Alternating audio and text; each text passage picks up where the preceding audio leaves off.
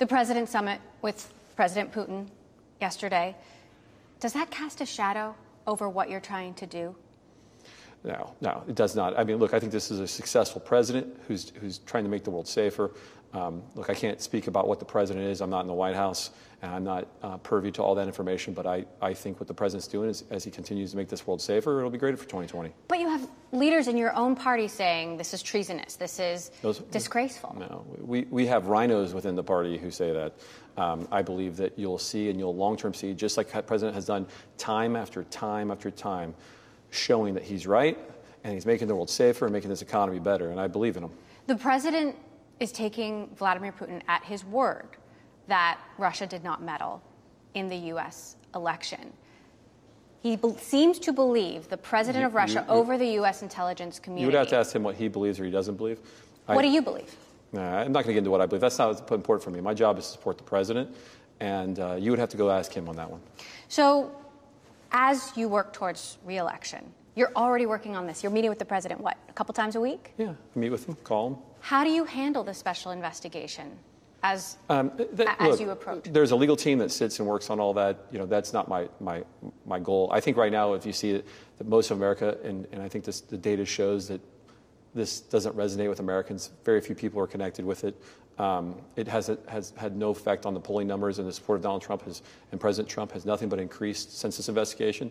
I believe America sees it for this fake story on collusion, and I've continued to say there was zero collusion. It's such a joke, at least from my part in the campaign, and I think I played a major role. So I just know it's not part of it, and I'll continue to say that any foreign entity that does meddle in an election, should be held accountable. But that's what the government's there to do. That's not my role. And yet, the Trump campaign's message seemed to align very much with what Russia was also trying to disseminate. For example, President Trump in July 2016 saying, Russia, if you're listening, I hope you can find the 30,000 emails that went missing, which is the very same day that the Russians, according to U.S. intelligence, tried to access or hack into Hillary's You'd have to servers. ask him that one on timing. Sometimes things in life, I don't know.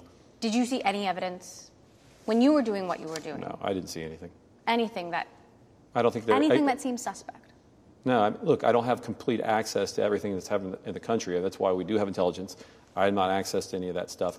But I will tell you that from everything I saw it looks like there was no collusion. There was nothing that we did with them. We ran a legitimate campaign, and it was the right thing. We did everything the right way, and we ran a completely legitimate campaign. And it's unfortunate that some people just didn't like what happened, and so they have to make these conspiracy theories up to explain what they don't like in life. Are you worried that Americans can be manipulated online by foreign powers? Does that concern you? No, I think Americans are smart enough. I've never really believed that you're going to be manipulated into these thoughts. Do you think that voters will still trust social media ads if you use them again?